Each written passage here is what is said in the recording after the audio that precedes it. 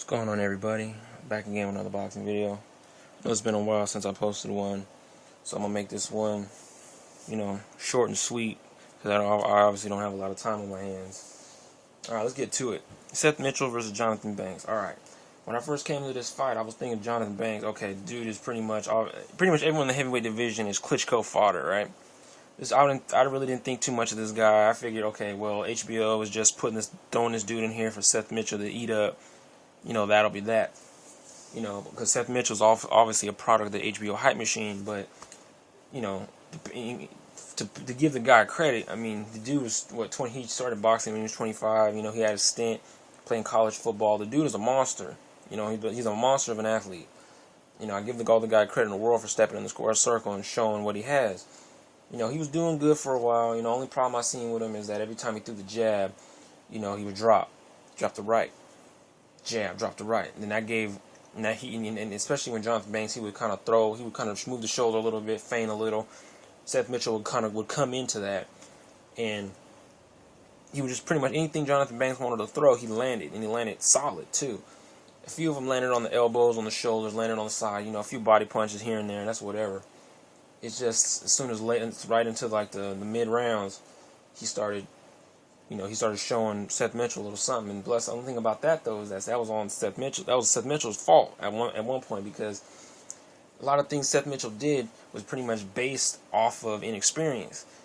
He didn't really move. He didn't use his legs. He didn't move from side to side as well as I thought he was going to. I mean, he is a heavyweight. I understand that they don't exactly have the best dexterity or the best agility when it comes to sport. Pretty much who outlasts another. Pretty much which guy outlasts the other, right? But Seth Mitchell did his thing. He telling how he came out to Larry Merchant in the post-fight interview. He really explained himself. He knew what he had to do. Go back to the drawing board. Come back. I just find it funny how Larry Merchant, the way he just kind of started, coming at him with that bullshit rhetoric. It was like he expected Seth Mitchell to just lose one time and leave the ring. Like, oh, I ain't boxing no more. That's it. Stuff like that. Seth Mitchell is dedicated to the sport. He's gonna fight as long as humanly possible, or as long as his body allows him to. And I'm proud of him for that. A lot of guys, who really don't dedicate themselves to the sport and who have like all this history behind them and everything they've done in the ring, and they get their asses whooped a few times, and that's that. So I guess the mental fortitude of some boxers is different from others, right? I give, Seth Mitchell credit. I hope in his next fight he comes back stronger. He has everything. He has a more solid game plan. He doesn't fall victim to, left hooks and, counter rights and whatnot.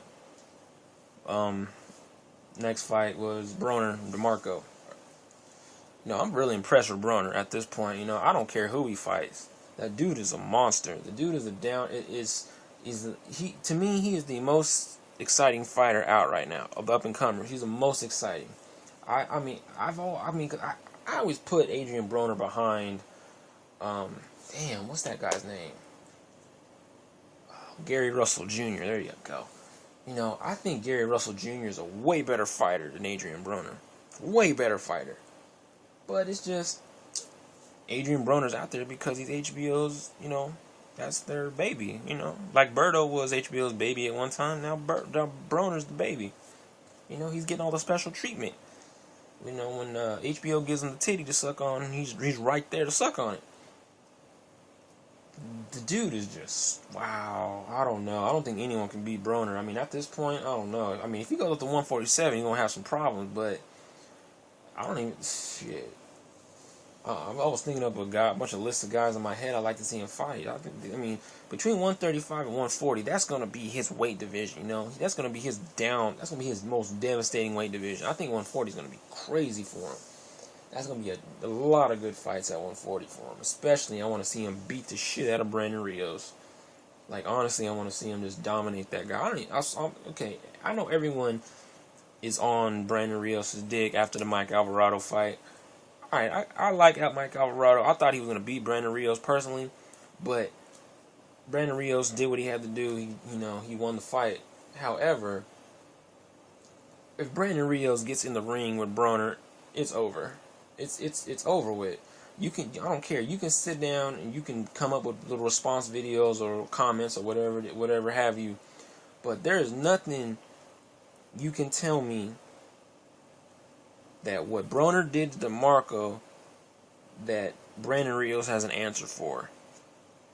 DeMarco tried fighting Broner on the inside. That didn't work. Tried to fight him on the outside. That didn't work. Yes, DeMarco landed in a few good shots, but you're bound to get hit eventually, you know. You're not going to go an entire fight and not get hit.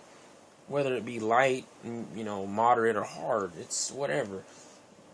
Adrien Broner is the next best thing in boxing behind Floyd Mayweather. And I believe he'll be bigger than Floyd Mayweather. If he keeps up an undefeated streak from here on to whenever he fights, whoever the next big guy is at 147, because he's going to end up at 147, he will be bigger than Mayweather. And that's not saying a good thing either. Because how he acts is like way worse than Mayweather's ever acted in his career outside of the ring. I mean, this dude, he makes Mayweather look like shit. Make him look like a junior cheerleader at her first kegger. You know what I'm saying? Broner is way beyond anything and everything Floyd Mayweather has ever tried to do in terms of playing the villain, you know, because that dude is wow. I don't know. I'll let you guys fill in the blank. And in terms of Broner's technique in boxing, if there were to be another Mayweather, Broner would be that guy. Just from a visual standpoint and how he makes boxers who people believe are going to beat him look like they've never boxed a day in their life. I mean, it's like someone in that match, it looked totally like someone tore DeMarco's arms off and he wasn't punching at all, and Broner was the one doing the damage. You could tell the height of the of what was I going to say, crowd participation, I like to call it. You know, when they go ooh ah, you know, like in the first couple rounds it was big, like when Broner landed good shots because they thought it was going to be a competitive fight. DeMarco was doing pretty good also. Then in the middle to latter rounds of the fight, the crowd started to die off a little bit because it was pretty much, it was already known who was going to win the fight at that point because DeMarco was getting his head in his bell rung a lot. And I was really, like, it was reminiscent of when Mayweather fought Gotti at 140. It wasn't that type of ass whooping, but it was close to it. He was towing the line. He was there. Like, if the line of Gotti was right there, you know, rest in peace, Arturo Gotti. If there was an Arturo Gotti line on the floor, Adrien Broner was towing it against DeMarco. You know, all in all, like I said, Broner, if Mayweather were to retire tomorrow, Adrien Broner would fill in and pick up where Mayweather left off. You know, the dude has his shit together. Boxing, he has his shit together. He has his timing.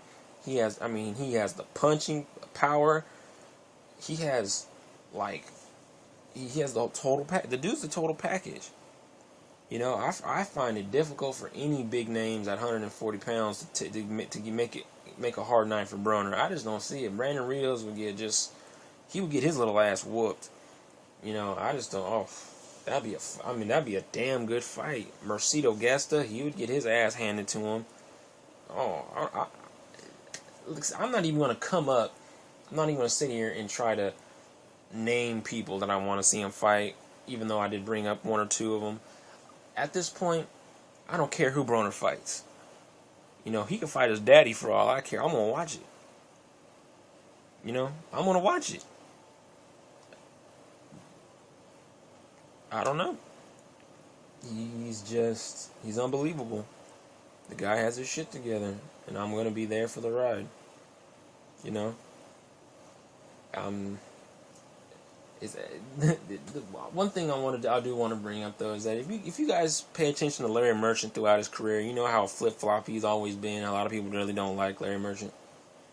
You notice one thing: as ridiculous as Floyd Mayweather has been talking outside of the ring in comparison to Adrien Broner. Okay, we're gonna say Adrien Broner's worse than Mayweather, as I've alluded to.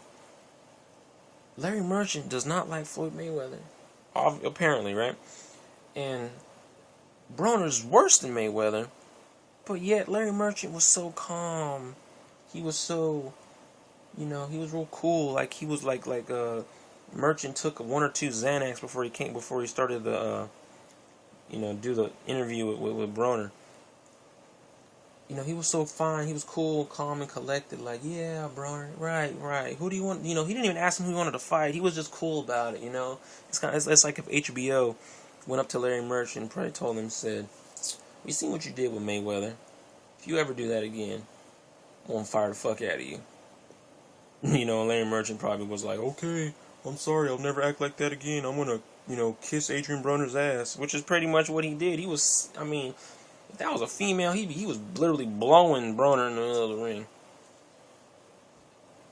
And I don't know. I don't know if it was HBO's influence that got to Merchant, or Merchant just turned over a new leaf, or maybe Merchant actually likes Broner, which is kind of ironic in a way. But I don't know. I'm interested to see what Broner does from here on out. I wonder if he actually goes up to 147 or skips 140 altogether. Goes to 140, whatever. Because he looked really big for 135. The dude was massive. The dude was really big. But anyway, I'm going to leave it at that. Dislike, subscribe, comment, post your video responses or whatever it is you YouTubers do. I'll be back, hopefully, again, in the next, I forgot what the next match is. I think the next big fight is Cotto versus Trout, I believe. December 1st or 3rd, one of them. Yeah, I'll leave it at that. Sorry for all the dead air and the uhs and ums, stuff like that. But I'll be back soon. Be on the lookout. Until then, I'm out of here. Take it easy, everybody. Have a nice Thanksgiving. Yada, yada, yada, so on and so forth. Don't drink and drive. Stay in school. All that other bullshit. Peace.